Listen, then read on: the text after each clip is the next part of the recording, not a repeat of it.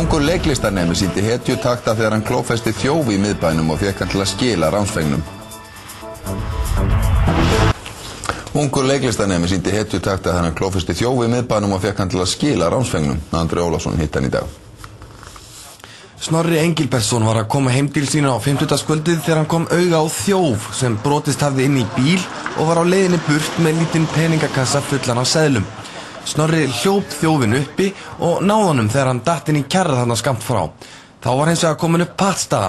Þjófurinn vildi ekki sleppa peningunum en Snorri vildi ekki sleppa þjófinum. Hann baði mig innilega að leyfa sér að komast upp með þetta sko. Og að hleypa sér á brott með peningana? Akkurat sko, og ég sagði bara nei, það get ég ekki gert og tjáði honum það að við byggjum í samfélagi sko og við erum að standa saman sko og rættum málin svona smástund sko og það endaði með því að ég lofaði honum því að við myndum lappa saman upp á Laugaveg, fara í hraðbanka og ég myndi gefa hann 2000 krónur af mínum eigin peningum bara með því skilur að hann myndi láta mig fá kassan sko.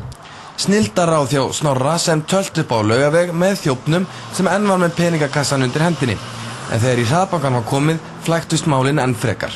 Og þá fór það ekki betur en svo, ég fekk synjun á kortið mitt sko og gat þess ekki gefa honum þessar 2000 krónur sko. Og þú varst blankari heldur en innbrotsþjófur? Já, eiginlega sko og meira þess að ég mínus á kortinu sko.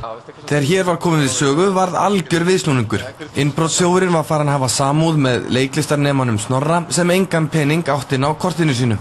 Þjófurinn féllst á að skila ránsfengnum og þeir félagar kvöddust með handabandi.